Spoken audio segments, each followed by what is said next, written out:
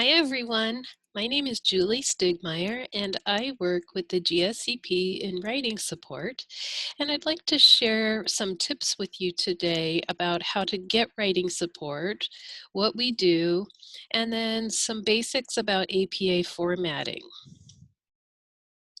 So I have a couple of comments here from previous students who have worked with us in writing support. This is from Nolly, who said, "I have truly benefited from writing support as an invaluable resource in realizing my confidence and true potential to fulfill my ambitions."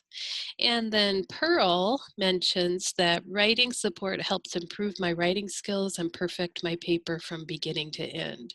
So there are a couple of comments from some of your colleagues who have found that writing support can be beneficial. So I do encourage you to try it. What we do in writing support is work with any GSEP student on any project, which could go from reflection papers to literature reviews to even personal statements if you're seeking doctoral work. And we work with students on any stage in the writing process. So that means looking at the assignment prompt, deciding what outline that prompt might suggest for your paper. We might look at an outline you've already created and talk about the flow, organization, and maybe even, and then especially we get a lot of requests for looking at rough drafts, final drafts, and talk about various aspects related to drafts that are already put together. This is the link that will get you to our community page, bit.ly/GSEP-writing support. And here is our resource page with a lot of information. You might take a look at this tab in our web page, which gets you to some different types of resources like Grammarly, and you can get a premium account through Pepperdine, or APA resources, or links to videos or other tips.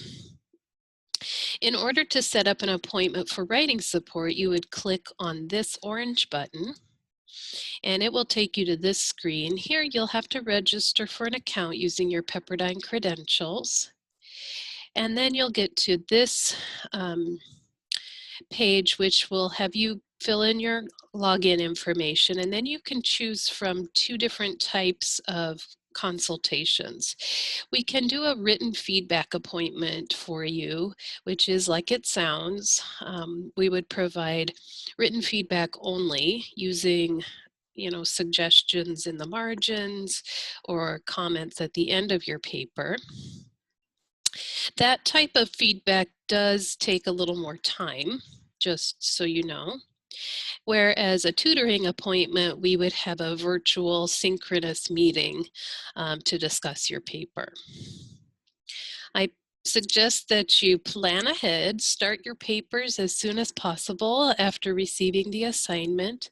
That will help you to ensure that you can stay within the due date, and then also, you can manage any other assignments you may have in other classes. I also recommend making writing appointments for a consultation about a paper at least a week before the due date. That would give you time enough to receive the feedback and then consider what adjustments you would like to make. And then, like I mentioned, with written feedback, give some time so that we can turn around that written feedback. So at least 1 to 3 days. I'd like to talk now about APA formatting, and I'm going to go through some basics. For student papers, you only need to be concerned with 3 types of manuscript elements: the title page, the text, which is the main part of your paper, and then your references. So let's start by talking about the title page. For your title page, this is a screenshot of the top section of your page. This would be like a cover page for your paper. On here, there are several required sections according to the APA. The first is something you don't need, and that is you don't need a running head any longer with the 7th edition of the APA manual. So if you worked with APA in the past, you may think, or you may know that in the past there was this running head, which was like your title in the top of in your header. Now the only thing you need at the top of your page is a page number. And then the next thing is 3 or 4 spaces down, you would put your title in bold, then add your name, and then there are several other parts that are important. Your university, institution, so that would be Pepperdine. Class name, which first actually was your course number and then the class name. Your professor, and then the date. So that's what you would put in the title page. Now let's move on to the text, the second required part of your paper. This is what the beginning of your text would look like in APA. And you can see that the page number is continuing here. And so that's the only thing you need in your header. Then you would put your title in title case. So it's the second time you've included your title, once on your title page and at the beginning of your text. This is bold, no all caps, no underline. Do not label your introduction. All of those specifications come from the APA. You also use 1-inch margins surrounding your whole text. And, oh, sorry, one more thing is that you use a indent, first line indent. So that's just the normal paragraphing indent for many style guides, and that includes APA. So now I have shown you a little smaller screenshot of the same page, and I wanted to show you some examples of in-text parenthetical citations. It's not important that you understand what that word parenthetical means or anything like that. I just want you to see that there are different types of citations. What this is referring to in general is whenever you include research, something you have read from your textbook, from an article, a book, and you want to include that information in your paper, you have to put it in 2 places. First, you have to show right where you put it in your paper that you are acknowledging that. So here would be like Sanchez, made a comment about this. And the other place, of course, that you would add your citation or your information about that author is in your reference page. And we'll get to that in just a minute. First, however, I want to show you some citations, in-text citations. So let's say you have one author of your textbook, say it's Corey 2017. All you'd need to do is write the last name, comma, and the year. So whatever you have referred to in your sentence, you would just make a parenthetical citation that shows the reader of your paper that you are acknowledging that source. Then when you have 2 authors of a book or an article, this is how you would list those. So it would be the first name, an ampersand, which is the symbol, and then the second name with a comma and the year. If you have 3 or more authors, you use this format. And this would be the last name of the first author with the words et al. So et space al period. This is a Latin abbreviation that means and the others.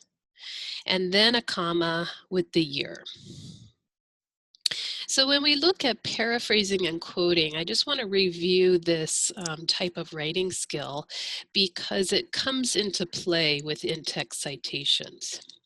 So a quote is including the exact words of the author with quotation marks in the text and citing correctly, whereas a paraphrase uses different words to express the same idea of the author and cites it correctly.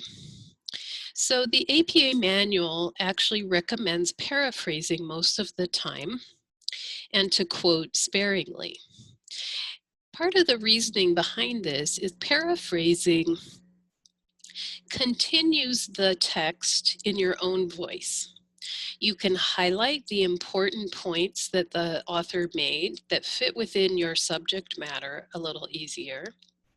And it also shows that you have really processed that information to the point where you can use different words to describe it.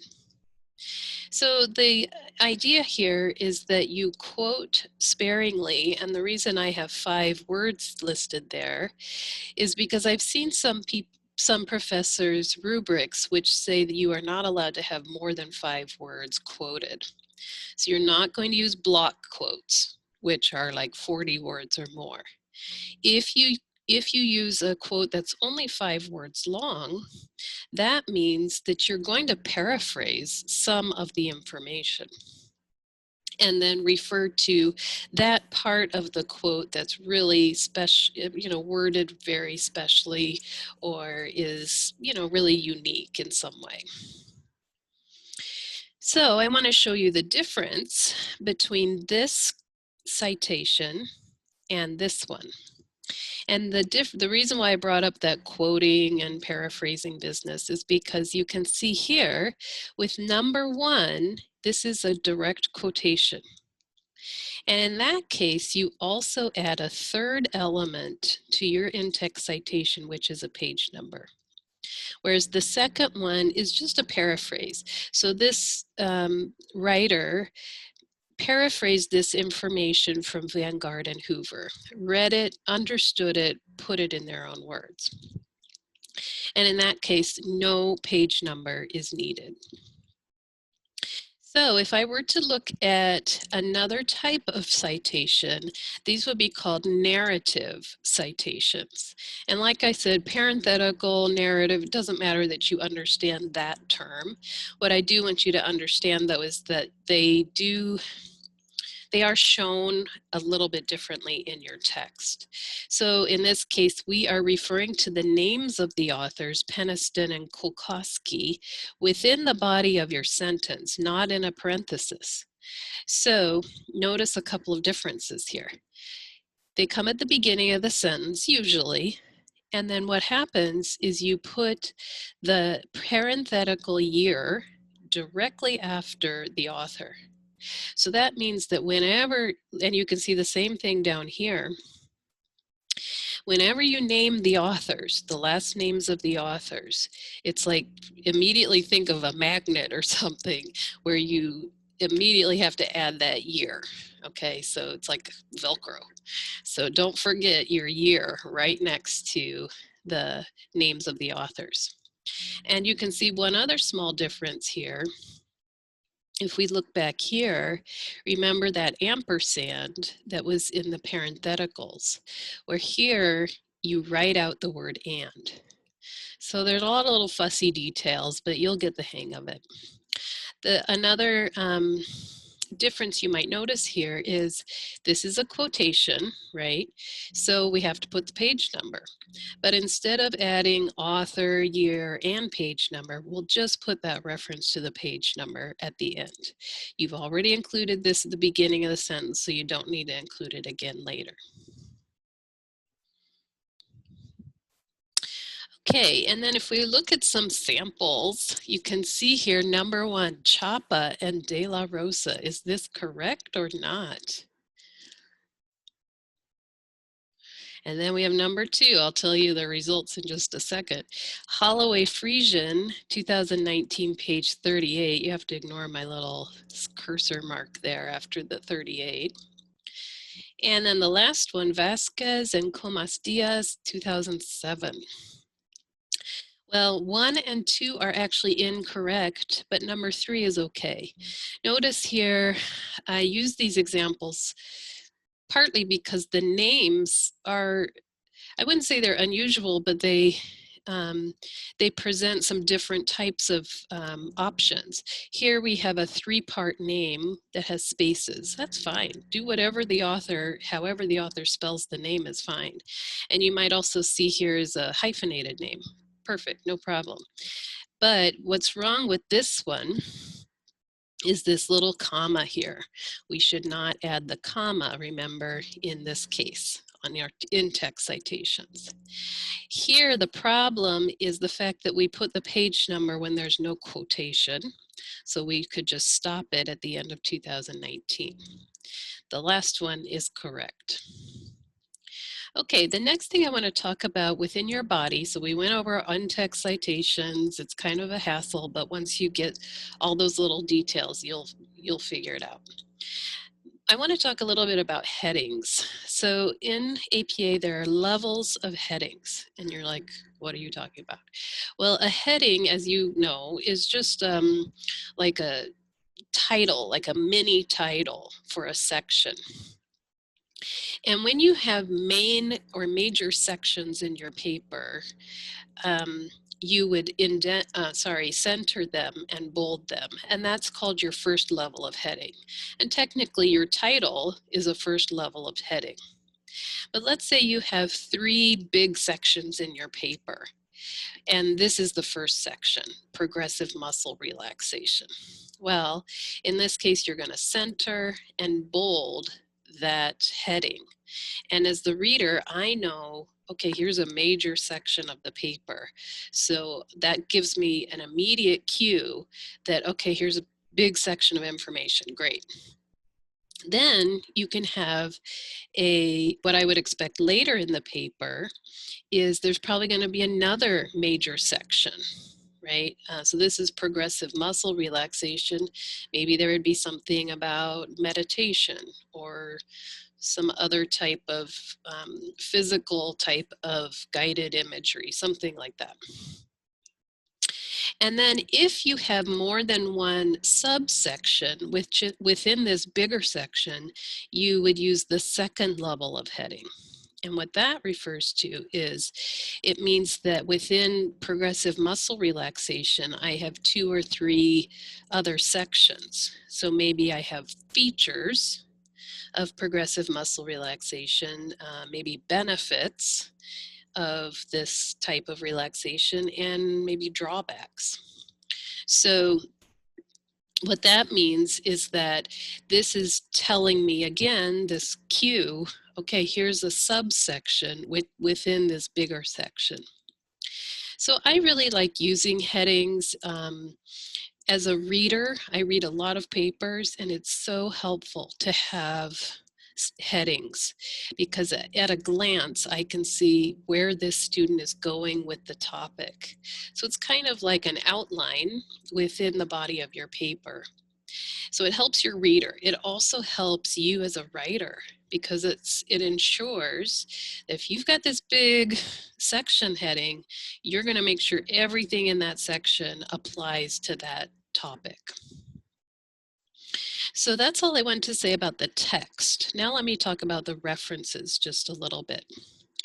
For your reference page, which is the final part of your document, you go according to what the document type is. So what I mean by that is, let's say, 99% of the time, or whatever, 95% of the time, you're going to have journals, journal articles. So that would include any article you read about a topic.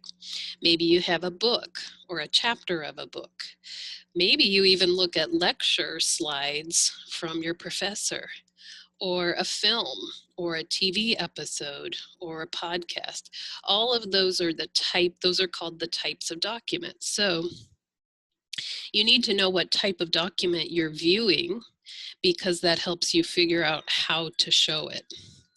So I have some suggestions, which you can always use your manual for this, but you can also look at the APA website.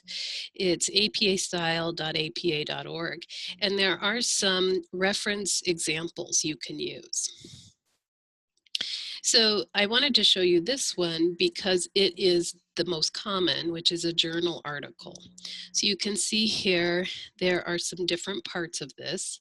The author names, the year, the title of the article, the name of the journal, the volume number, issue, page range, and then the DOI, or the place where you found it online. And then down here you can see there's the parenthetical citation and the narrative citation. Now let me show you a sample reference page. At the top of the page you'll put references in bold. This is how a book reference would look. It's pretty simple actually. Last name of the author, comma, first initial, period, year with a period in parentheses. The title is in italics, period, publication, company. That's it. So if you think about it, there are 4 parts. Who wrote it, when it was written, what it's called, and where it was produced. And it's a little more complicated with a journal article, but it still follows those basic standards.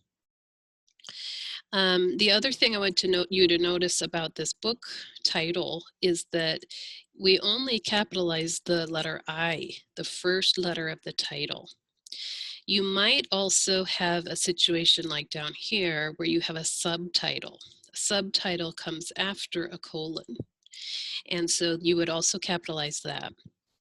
The third thing you would capitalize in a title for APA is a proper noun, which refers to a name, a country, a population from a particular country, like Americans. But those are the only 3 things. Otherwise, you can see none of these words are capitalized except the C. And here, none of these words are capitalized except the P. So that's just a peculiarity of APA. I also want to show you some journal articles. So here's Bader. So these are some samples. You have author names, the year, the title of the journal article, the name of the journal, and notice here it's different. The capitalization is different. We do capitalize all main words in that title of the journal. So here's the name of the journal, and you capitalize International Journal and Neuroscience. Here we have Human Relations, capitalizing the H and the R. After that, also in italics, comes the volume number. So here it's 16, here it's 118, here it's 22. The issue number, which here in parentheses is 5, 6, and 5. And then the page range. So this is 7 pages. So you can see that's going to vary. And finally, you'd include the DOI or the URL. So a DOI just refers to a more permanent place where articles can be stored online. The last thing I want to show you is this example of class content. So this is how you would show like slides, PowerPoint slides, or like a blog post. Probably you're not going to include those, but like a film, that kind of thing. You use brackets around any other type of content. So other than books and journals. So here's our author names, the year, here's the title of the PowerPoint, and then in brackets is the type of content. Then we have where it was found. So yours would probably be something like to Pep at Pepperdine or courses at Pepperdine. And then whatever link you would use to log in. Of course, you can't log in for the person, but that is how you would show that. Okay, last thing to do is to take another little quiz to see what we can find is mistaken on each of these. So what is wrong with number 1? You got to look really carefully.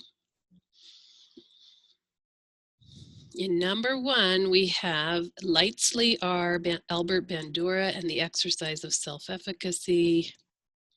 So this looks good. We have journal, cognitive therapy, all those words are capitalized, good. This is in italics, parentheses, okay, fine, fine, fine. Problem here is, are these words are capitalized, right? We do have to capitalize Bandura and Albert. Albert, because it's the first word of the title, but also it's a proper noun. But we have to capitalize Bandura because it's a proper noun, but we do not capitalize these words. So that's the mistake there. Here, see if you can figure this one out. This is a book, okay? So remember, with a book, you do italicize the title, and the capitalization looks good, right? L and T, perfect. And then we have a type of addition. This is another type of reference for different books. And here's our publisher, fine. Uh-oh, here's the problem. We wrote out David. Remember, there are no first names in APA, just initials. And you only use initials on the reference page, not within your text. The last one here is really tricky. And that is this 14.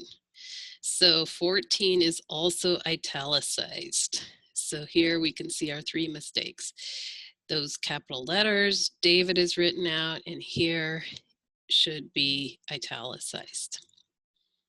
So this is where it's really important to be eagle-eyed. Get real fussy about your details. Last thing I want to show you is that if you are using the Pepperdine databases, you might notice this. You can get PDF full text. Okay, perfect. I can read this whole article. And when you come here to see the article, I want you to notice this little trick. A librarian showed me this once.